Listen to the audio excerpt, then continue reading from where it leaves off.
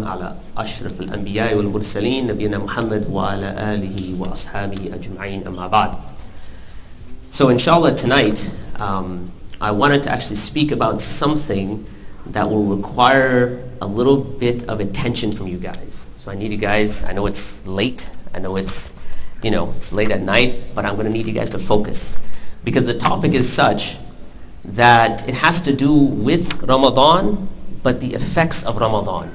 Right? So it's something that's not only going to affect you here and now, but it's going to have far-reaching consequences. So I need to get your attention because some of the elements I'm going to speak about have a bit deep, inshallah. Right? So I need you guys to sit up, pay attention, and let's get started.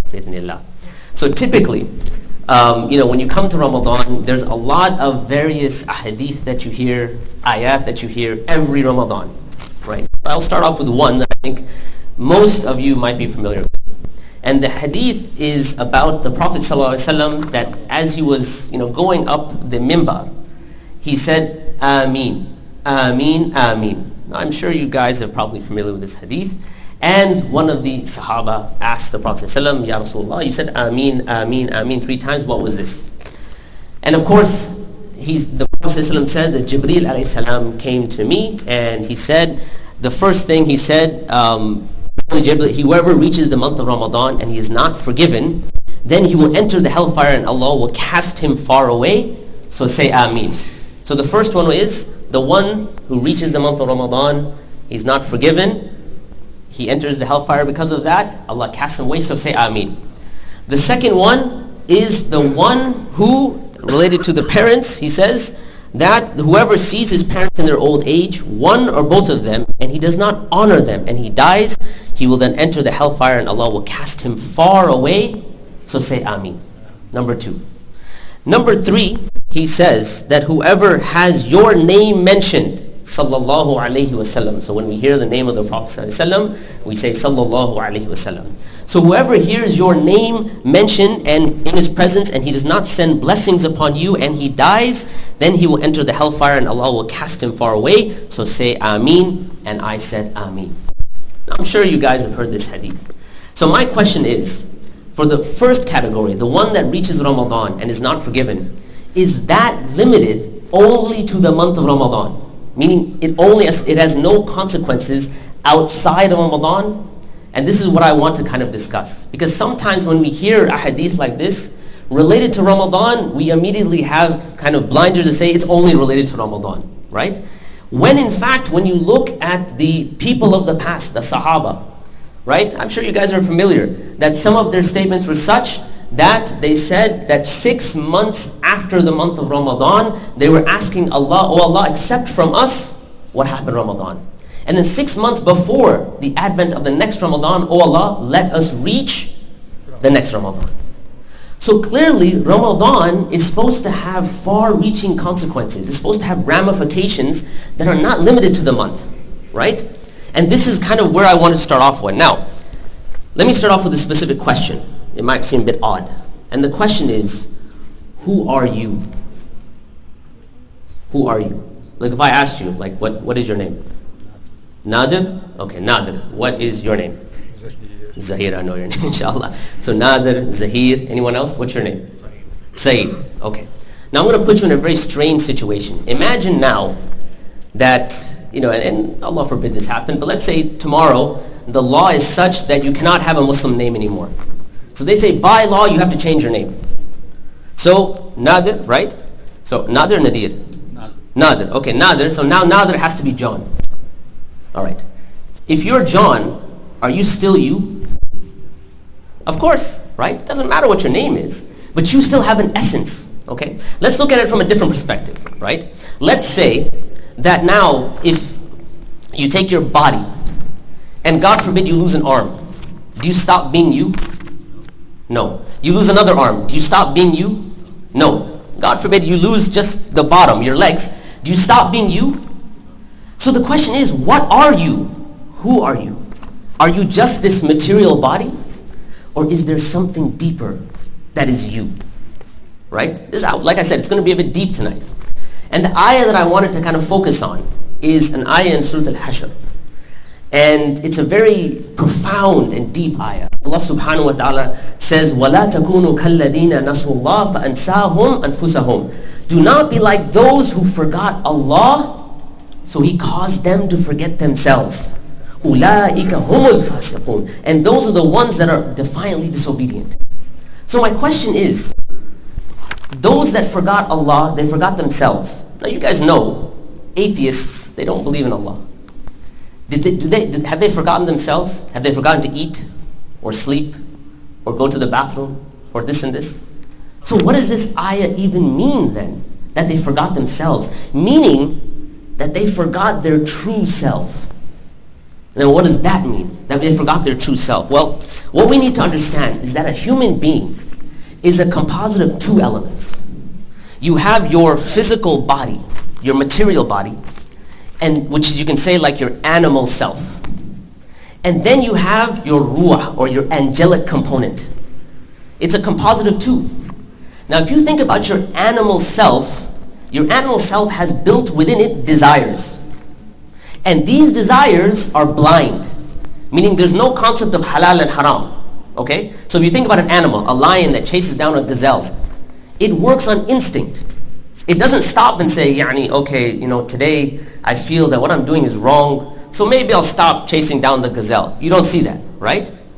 So the human has desires like animals have desires. But and they're blind, meaning you act upon them, and the only thing that stops you is the second component, which is your angelic component, which is the ruh that's within inside of you. Okay?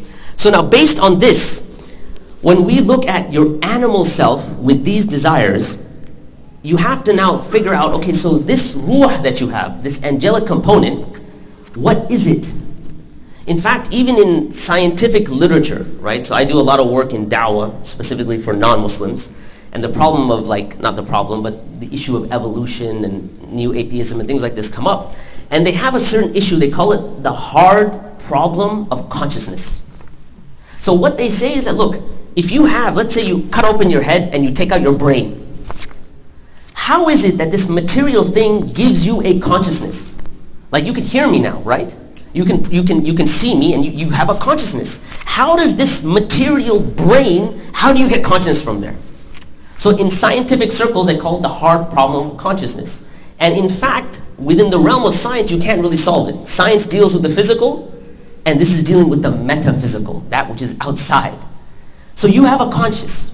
Now from an Islamic point of view, that consciousness we know comes from the ruh, which is in essence who you are. Now, few other points. When it comes to this ruh, and it comes to this body, we need to understand that the body, or this material element that we have, it's part of what's known as alamul khalq. It is from the creation of Allah, where there's a time element.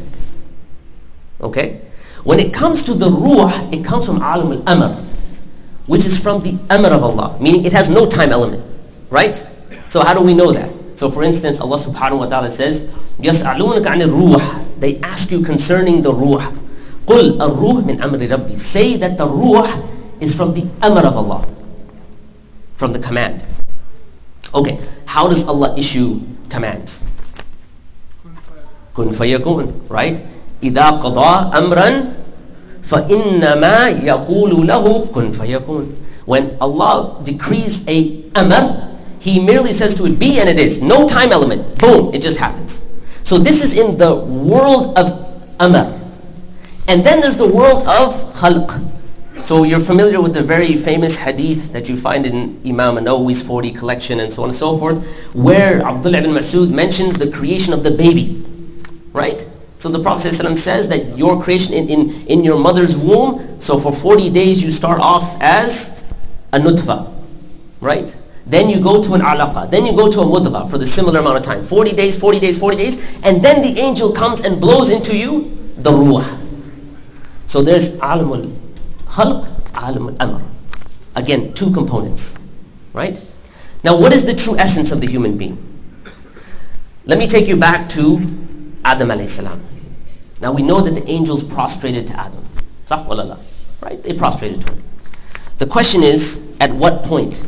Did they prostrate when Allah just created the body? No. In fact, Allah subhanahu wa ta'ala says, فَإِذَا سَوَيْتُهُ, and when I have apportioned him, وَنَفَخْتُ فِيهِ مِنْ رُوحِي, and I have blown into him my ruh, then now فَقَعُوا لَهُ سَاجِدِينَ, then now you prostrate. It's once the ruh is blown into it. And he says, my ruh. Now let's stop here for a second. Now obviously, this doesn't mean like, na'udhu billah, there's some sort of component of Allah that Allah put when he says my ruh, but it has a special status.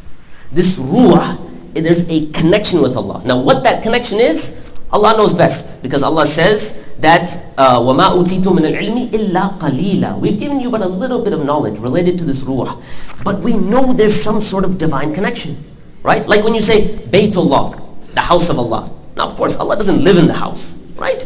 But you know there's a special status. There's a link of some sort. Someone described the ruh in a very beautiful way. He said, look, if you now imagine the sun and sun rays. The sun rays and the sun are two different things. But there's still some sort of a connection.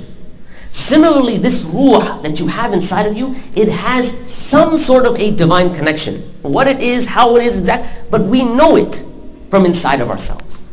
Right? So there is this connection that we have, and we have the material component. Okay.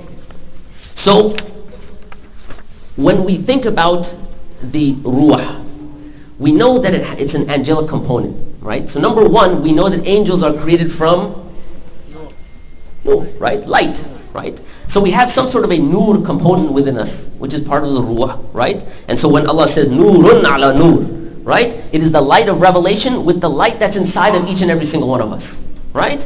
Okay, that's one component. The second thing is that, like I said, it has a special relationship. Now, what in the world does any of this have to do with Ramadan? This is now we want to bring the point home.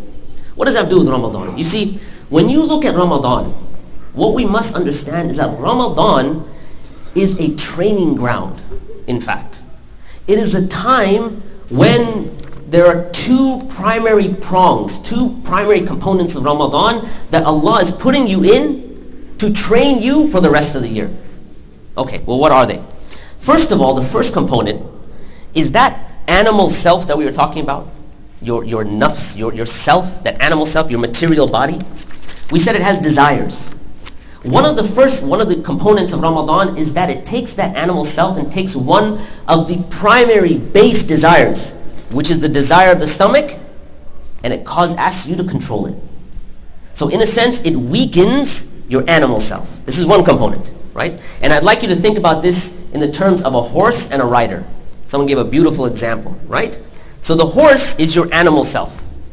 Now 11 months during the year, you're always feeding the horse. So the horse is taking the rider wherever it wants to go. Khalas, right? Just here, there, wherever it wants. Sometimes the horse might even knock off the rider. Okay? But the point is, in Ramadan, it's as if Allah is saying 11 months of the year, the horse is going all over the place. Now you control that horse. Right? How? By taking that base desire. Right? One of the most primary desires of the human is part of the stomach. In fact, if you think about it, the very first sin had to do with what? Eating. Right? Which is the desire of the stomach. And from the stomach, you get all sorts of other desires, right? So anyway, so the first component is weakening that horse. That's one component. And that is done by fasting. The second component is now strengthening the rider of the horse. What is the rider of the horse? Your true essence, your ruh. So the question now arises, how do you strengthen the ruh? So I was talking about the ayah, right? يَسْأَلُونَكَ عَنِ الرُّوحِ. They ask you concerning the ruh. We said that the ruh is from the amr of Allah, right? And then we said, how does Allah give His amr? How does He do that? كُن فَيَكُونَ. He says it. Now, when we think about our animal self, right? How does it get its nutrition? Where does it get it from? The animal self gets its nutrition from its source. What do I mean? This animal self is created from the earth, and when you feed it, you get the food from the earth, right? It's strengthened with its source. Okay, how about the ruh? How is the ruh strengthened? From the amr of Allah. How does Allah give amr, awamir? How does He give it? By His kalam. Do we have access to that kalam? It's the Quran, right? So the ruh, the rider, is strengthened with means of the Quran. And so therefore, you have a strong rider in the month of Ramadan and a weakened horse, so now you're able to control the horse and let it go wherever you want it to go. Because the rider is strong and the horse is weakened. Right? Okay. Now, if that's the case, and this is the object of Ramadan, and you see this, in many various, when you look at various hadith of the Prophet ﷺ, Man qama Ramadan, imanan wa ihtisaman, right? Whoever stands in Ramadan, meaning reciting the Quran with iman and hope in Allah's reward, Allah will forgive his previous sins. This is one hadith. Another hadith, Man sama Ramadan, the one who fasts Ramadan, right? Imanan wa ihtisaban. With iman and hope for Allah's reward, Allah will forgive his previous sins. And here it's minor sins, right? So the idea of fasting and Quran, fasting, Quran, fasting, Quran. This is the thing that the entire month is about. So can you imagine now, after this entire month of strengthening your true essence and weakening this material body, do you think it should be limited just to Ramadan? No. This is a time when we're saying we want this to now pour over. Remember I said, وَلَا تَكُونُوا كَالَّذِينَ نَسُوا اللَّهَ فَأَنْسَاهُمْ أَنفُسَهُم. Do not be like those who forgot Allah, so Allah caused them to forget themselves. Meaning what? Forgot their true self, who they truly are. When you forget Allah, what does that even mean? When you venture in outside the month of Ramadan, let's say the Quran happens and then you forget about the Quran. You're not engaging with the kalam of Allah. You're not engaging with the one that sent down revelation. So in a sense, you're forgetting Allah, and that's causing you to forget yourself. So what Ramadan does, it brings you center stage. It tells you you need to remember yourself. You're bringing yourself to center stage. How? By remembering Allah. So don't be like those that forgot Allah, so Allah caused them to forget their actual selves, who you truly are, right? You aren't an accountant, a doctor, a Muhammad, a Ahmad. There's something deeper than that. And that is that ruh that Allah has placed inside, that spiritual self that angelic self that you have, right? The material body, this is a material body, like I said, right? So therefore, one of the lessons that we take when it comes to outside of Ramadan is let us now have not only fasting in Ramadan, but let us have fasting even outside the month of Ramadan. There's so many sunnah fasts that you can do. Mondays and Thursdays, right? Al-Ayam al-Bid, the 3 white days of the month. Not the Gregorian calendar month, the Islamic calendar month, right? So those 3 white days, on those days the moon is full, it's the 13th, 14th, and 15th of the Islamic calendar, let us fast on those days. Let us think about even our own food intake. Because those people that forget Allah, they forget themselves, and they end up being fasiqun. What does that mean? Meaning their primary focus is on the material body. They're hyper-focused on just this dunya. And therefore, when it comes to eating, they just eat whatever. When in fact, you have narrations like when the Prophet ﷺ said, a few morsels are good enough to strengthen the back of the son of Adam.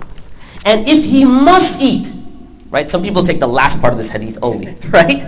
If he must eat, meaning if you have to go beyond a few morsels, then 1/3 for food, 1/3 for drink, and 1/3 for air, right? Some people take that's the main hadith is a few morsels. So eating a little bit more frequently is better than eating 3 big meals a day, right? So take this practice and move it throughout the year. So you're controlling that animal self, number 1. Then number 2, engaging with the Quran. Don't let it be a practice in Ramadan only. Let it be something that takes you, that pours into Shawwal and takes you all the way past Sha'ban of next year, right? This engagement with the Quran. And I can tell you, in the realm of da'wah, right? This is now, I'm talking about 15 years of experience, right? I'm actually very old. For those of you who don't know, I have gray hair now. Anyway, so 15 years of experience. When I started making da'wah, I can tell you it was all jidal. It was all just argumentation. Right? So let me get this evidence and this rational argument, and kidda wa kid. And so I moved on to the arguments from the Bible and arguments in science and this. And then, honestly, after 15 years, I've come full circle to say there is nothing better in calling people to Islam than the Quran. A deep understanding. Imagine just the concept. وَلَا تَكُونُوا كَالَّذِينَ نَسُوا اللَّهَ فَأَنْسَاهُمْ أَنفُسَهُمْ. Do not be like those who forgot Allah, so they forgot themselves. Go to people and tell them, look, who are you? and see what they say. See if they come up with some sort of scientific explanation. They can't. Because every human at some point recognizes there's more to themselves than just this material body. They have an essence that's more, a spiritual essence. And that's why even atheists, they have a type of religion now, where they say like we have spiritual practices. Okay, what is a spiritual practice if you're an atheist? Because they recognize that there's a spiritual component. So even in the realm of da'wah, I can tell you, the Quran, there's nothing better than the Quran as a tool. There's nothing better than the Quran to bring you closer to Allah. Let me end with, what is the fruit now? Okay? How's my time, Ya Shaykh? I'm good? Okay. What happens, right? When you now take the very lessons of Ramadan, and you move, and you continue outside Ramadan, there are some long-term effects. One of those effects is that as you engage with the Quran, your spirit, your ruh engages with the Quran, you become closer to Allah, you get a sense of being closer and closer to Allah, because you're engaging your true essence, your spiritual self. And Allah subhanahu wa ta'ala says, أَلَا إِنَّ أَوْلِيَاءَ اللَّهِ لَا خَوْفٌ عَلَيْهِمْ وَلَا هُمْ يَحْزَنُونَ. Indeed, those people who are the awliya of Allah. Now, what is awliya, right? So, a wali is someone that's very close. So, wilaya is closeness, right? That's why a good friend, a close friend is called, that's why a friend is called a wali. Someone you're very close to, right? The opposite of that is adawa, right? Something far away. That's why your enemy is called udu, right? You want the guy to be far away. If you're close to him, he's going to get you in trouble, right? So you want distance. So those people that are close to Allah, now you've taken the practice of Ramadan, you've taken them outside Ramadan, you've moved them forward, you're getting closer and closer to Allah. What is the result? لَا خَوْفٌ عَلَيْهِمْ وَلَا هُمْ يَحْزَنُونَ. You don't have any fear and you don't have any sadness. Think about this for a second. The concept of fear. What do people typically fear? They typically fear things that would happen in the future. What happens if I lose this? What happens if my son doesn't get into such and such college? What happens if, that something happens tomorrow to my wealth? What happens? So they start fearing consequences in the future, right? When it comes to sadness, what are you typically sad about? Typically, things in the past. Oh, had I only done this? Had I only done that? Had I only then studied and gone to medical, whatever it might be. So you have this sadness. The one that's close to Allah has a acute perception that Allah is the absolute and everything else is relative. Your dependence is 100% on Allah. So when it comes to fearing the future is in the hands of Allah. There is no fear of the future. And when it comes to the past, that's the qadr of Allah. Whatever happened, that was in the hands of Allah. So you have this type of closeness which helps you to avoid this fear that people have and this sadness that people have. And what is the result of that closeness? لَا خَوْفٌ عَلَيْهِمْ وَلَا هُمْ يَحْزَنُونَ. And then you have this sakina, right? The word iman comes from aman, right? Security, sakina. That internal peace that is worth more than anything you can possibly imagine. Nothing that money can buy you. And that's the end result, and that's where Allah wants you to go. He's calling you to Dar es-Salam, right? What is that? That is this internal state of being close to Allah. And that is the lesson we get in Ramadan that we need to take outside of Ramadan to last us. Like I said, we wanted to pour over into Shawwal and move us all the way past Sha'ban into the next Ramadan. So may Allah subhanahu wa ta'ala grant us all the tawfiq to take what we have learned in Ramadan, the spiritual lessons, and help us to take them outside Ramadan and forward.